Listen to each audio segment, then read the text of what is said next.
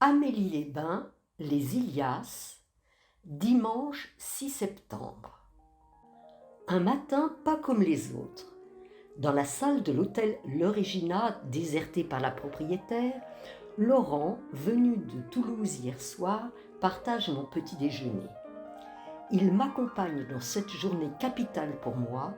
Atteindre la frontière espagnole après les 83 étapes parcourues depuis la frontière allemande franchie à Lauterbourg, c'est le but de ma randonnée. Sac à dos bouclé, nous voici partis à travers les ruelles désertes d'Amélie-les-Bains. Malgré le temps maussade, nous attaquons avec entrain les 1200 mètres de dénivelé qui nous séparent de cette frontière, que nous devrions atteindre au Roc de France à la mi-journée.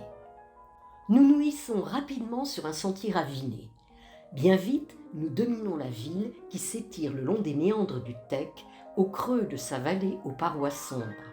Le soleil, absent ici, éclaire le col de Battère d'où je suis parti hier matin et, bien au-delà, le massif du Canigou.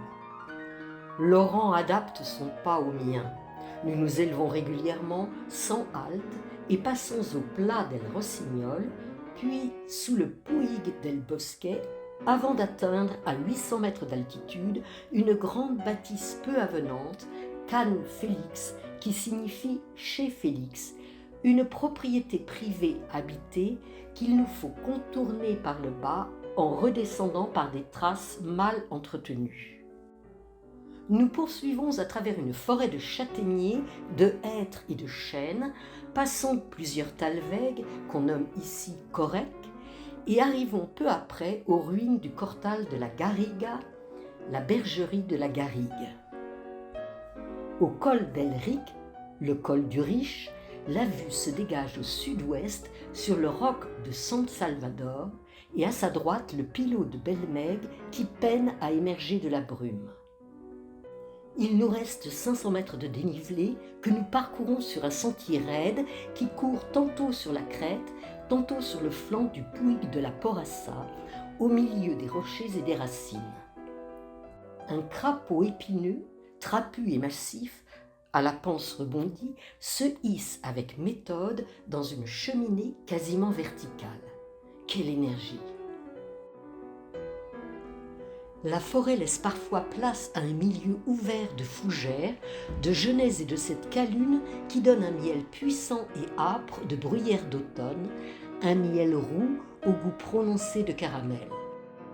Les échappées sur les sommets alentours sont furtives, le sentier plongeant de nouveau sous une majestueuse étrait que la brume magnifie.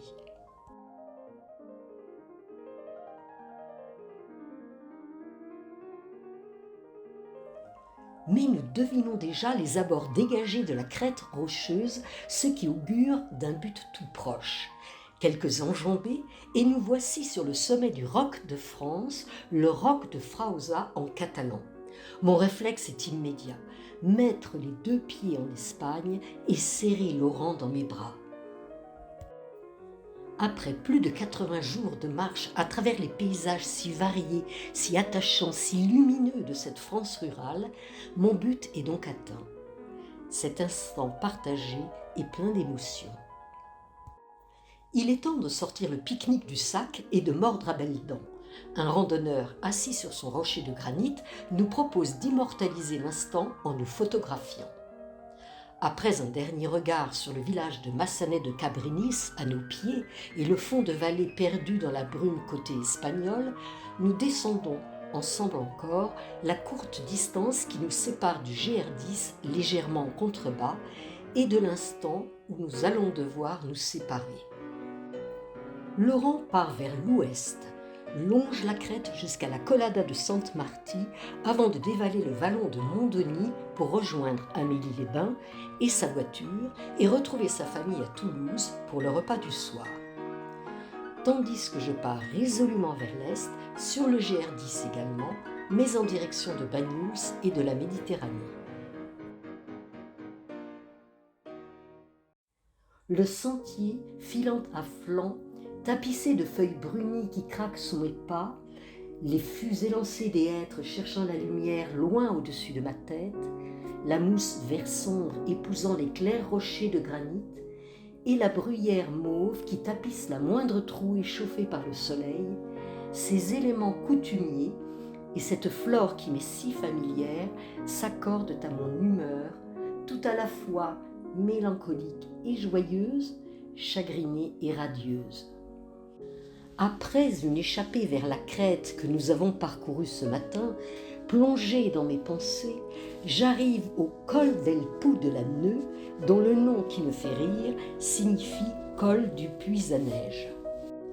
Le chemin est encore long pour atteindre les Ilias, cependant je poursuis avec résolution à travers un pierrier au milieu duquel pousse un sorbier des oiseleurs dont les jolies baies rouges frappent le regard, passage à découvert qui m'offre la vue sur la plaine lointaine et les rives du golfe du Lion. Je longe les parois rocheuses, franchis les corèques, m'attarde au-dessus des bollets blottis au creux des rochers, regarde encore et encore la crête parcourue ce matin, traverse la forêt de Campan et atteint le col dels Cirerers. Je descends alors, toujours dans la forêt, jusqu'aux maisons de la Selva par une série de lacets, puis je rejoins une route que je dois suivre sur les derniers kilomètres jusqu'au hameau de Las Ilias, où je fais halte ce soir. Avec d'autres compagnons randonneurs, nous attendons dehors de longues heures que l'hostal dels Trabuqueres ouvre ses portes. C'est une auberge typiquement catalane et bien chaleureuse, malgré son nom qui fait référence aux bandits de grand chemin qui terrorisaient le Val-Espire au XIXe siècle. L'immense salle est plutôt rustique et hors du temps, mais devant un repas copieux arrosé d'un bon vin de pays, nous sommes suffisamment nombreux, joyeux et bavards pour l'animer. Ce soir, pour la première fois depuis Lauterbourg, c'est dortoir. Je suis la seule femme, je me glisse dans un coin sombre sur le lit du bas. Mes compagnons sont jeunes, charmants et discrets. Je m'endors paisiblement en revivant les moments heureux et doux de cette belle journée mémorable.